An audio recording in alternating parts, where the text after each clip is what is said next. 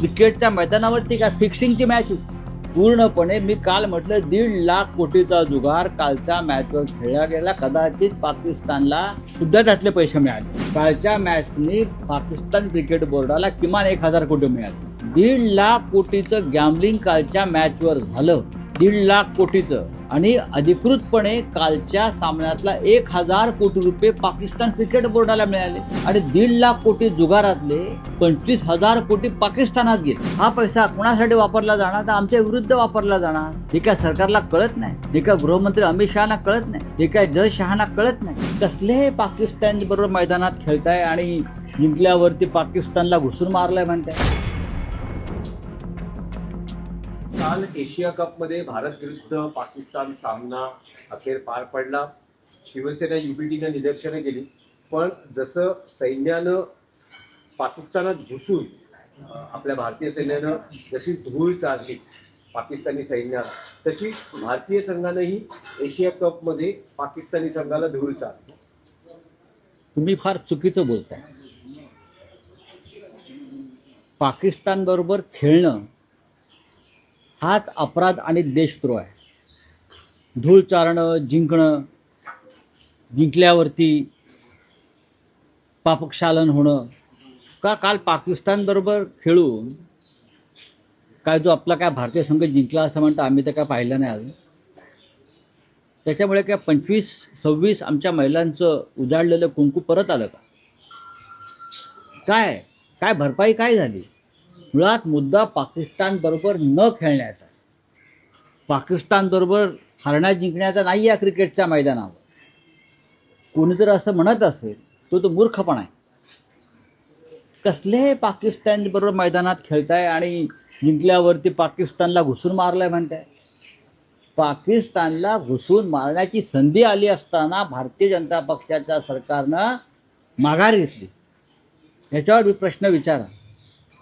बलुचिस्तान वगैरे वगैरे वगैरे अगदी इस्लामाबादपर्यंत जाणार होते ना, कंबरडं मोडणार होते. क्रिकेटच्या मैदानावरती काय फिक्सिंगची मॅच होती पूर्णपणे. मी काल म्हटलं 1.5 लाख कोटीचा जुगार कालच्या मॅचवर खेळला गेला. कदाचित पाकिस्तानला सुद्धा त्यातले पैसे मिळाले असते. कालच्या मॅचनी पाकिस्तान क्रिकेट बोर्डाला किमान 1000 कोटी मिळाले. तुम्ही पाकिस्तानला जागतिक बँकेकडून कर्ज मिळू नये, IMF कडून कर्ज मिळू नये, एशिया डेव्हलपमेंट बँकेकडून कर्ज मिळू नये म्हणून आपण प्रयत्न करत होतो का? तर हा जो पैसा आहे, हा पैसा पाकिस्तानला जर मिळाला कर्ज रूपाने तर ते दहशतवादामध्ये गुंतवणूक करतील भारताविरुद्ध.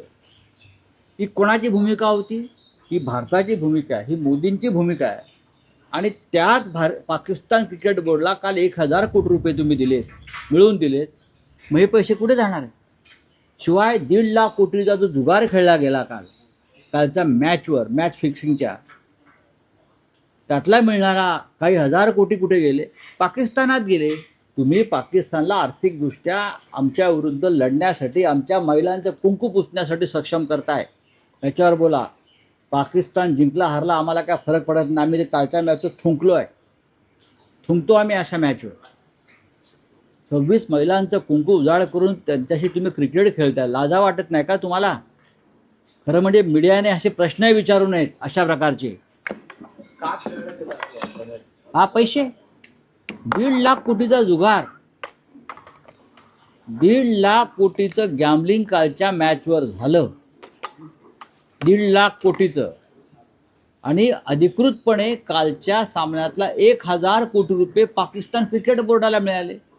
आणि 1.5 लाख कोटी जुगारातले किमान 25,000 कोटी पाकिस्तानात गेले. हा पैसा कुणासाठी वापरला जाणार? तर आमच्या विरुद्ध वापरला जाणार. हे काय सरकारला कळत नाही? हे काय गृहमंत्री अमित शहाना कळत नाही?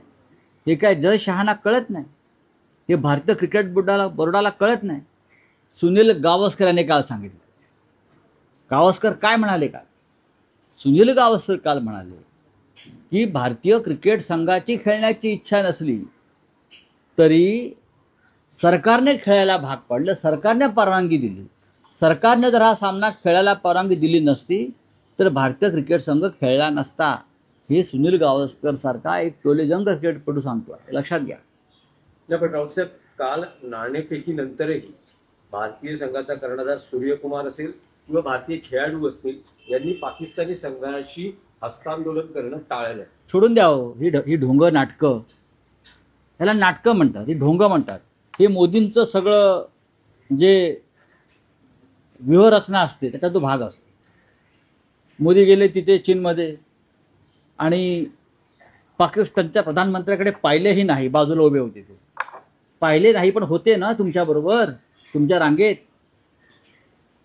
हस्तांतरण केले नाही तो, पण ते होते तुमच्याबरोबर. तेही चीनच्या प्राईम मिनिस्टरला भेटले, तुम्ही भेटला. तसंच आहे ते, खेळलात ना मैदानावर त्यांच्याबरोबर. हा, शेक हँड केलं नाही हे सांगताय कोणाला तुम्ही? आम्हाला सांगताय. आम्ही का मूर्ख आहोत तिकडे? या देशाची जनता, भारतीय नागरिक. थोडं जरी राष्ट्रवादाचं रक्त कोणाच्या, लोक फासावर गेले हो देशासाठी, लोक शहीद झाले पहलगावमध्ये, पुलवामामध्ये, आणि तुम्ही एका मॅचवर क्रिकेटपटू बहिष्कार टाकू शकत नाही पैशासाठी? भगतसिंग, राजगुरूचं नावं घेता ना तुम्ही, अशफाकुल्ला खान वगैरे जे फासावर गेले देशासाठी, आणि तुम्ही फक्त शेक हँड केल्या नाही. याचं काय कौतुक आहे या भाजपच्या लोकांना? बघा बघा, त्यांनी शेक हँड केला नाही, शेक हँड केला नाही. हा काय उत्तर झालं का पेलगामच्या शहीदांचं कुंकू पुसलं महिलांचं, आणि त्यासाठी हा नाचक्की केली काल देशाची? राऊत साहेब, या सामन्यावरून तुम्ही भाजप, शिंदे शिवसेना यावर, मी कोणावरही टीका टिप्पणी करत नाही. शिंदे शिवसेना, अरे सोडून द्या, हे आहेत. बघा, असं आहे की शिंदे असं विचार, बाळासाहेब, ते कोण विचारणार? बाळासाहेब ठाकरेंचा फोटो लावणं बंद करा. एकनाथ शिंदे विचारतायत म्हणून तिथे काही घडत नाहीये. बाळासाहेब ठाकरेंनी भारत पाकिस्तानच्या सामन्याला विरोध केलाय. दहशतवाद आणि सामना एकत्र होणार नाही, बाळासाहेब ठाकरेंचं म्हणणं आहे. तुम्ही आम्हाला का प्रश्न विचारताय? एकनाथ शिंदे आम्हाला प्रश्न विचारणार? अमित शहाच्या मुलाला विचार, त्यांना म्हणावं, तुम्हीच मला प्रश्न विचारायचा नाही.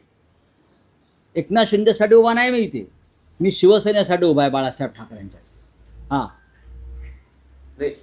मला काय तुम्ही सांग, अहो तुम्ही विचारूच नका मला. हे निर्लज्ज लोक आहेत, हे निर्लज्ज लोक आहेत सगळे. भारतीय क्रिकेट संघाचा आणि भारत पाक क्रिकेट सामन्याचा निषेध करणार असतील ते, तर मला प्रश्न विचारा त्यांच्या वतीनं, मी उत्तर द्यायला तयार. तुम्ही तिथे अमित शहाचे बूट चाटणार, तुम्ही जय शहाच्या पालख्या वाहणार, तुम्ही भारत पाक क्रिकेट सामना घरी बसून बघणार, हां, आणि तुम्ही आम्हाला आमच्या राष्ट्रवादावरती प्रश्न विचारणार? मीडियाने सुद्धा हे गांभीर्याने घेतलं पाहिजे, लक्षात घ्या.